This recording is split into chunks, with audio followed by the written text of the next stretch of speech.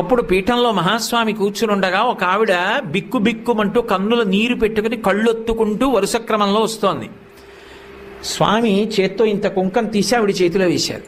ఆవిడ తీసుకోకుండా చెయ్యి వెనక్కి తీసేసుకొని కళ్ళ నీళ్లు పెట్టుకుని పక్కకి వెళ్ళిపోయింది. అందరూ వచ్చి అయ్యో అయ్యో అయ్యో, మహాస్వామి చేత్తో కుంకం ఇస్తే పుచ్చుకోవా, ఇంతకన్నా అన్యాయం ఉందా, పుచ్చుకోమ్మా అన్నారు.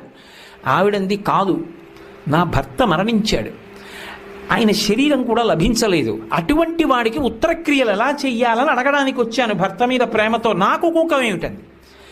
అమ్మా కాదు, ఆయన చేత్తో ఇచ్చారంటే ఏదో ఉంది, త్రికాలవేది, పుచ్చుకో అన్నారు. కాదనలేక ఆవిడ చేయి చాపింది.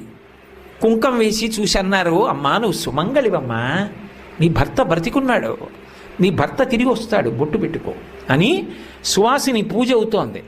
ఆ సువాసిని పిలిచి ఈవిడ కొప్పులో పూలు తురమండన్నారు. ఆవిడ కొప్పు నిండా మల్లెపూలు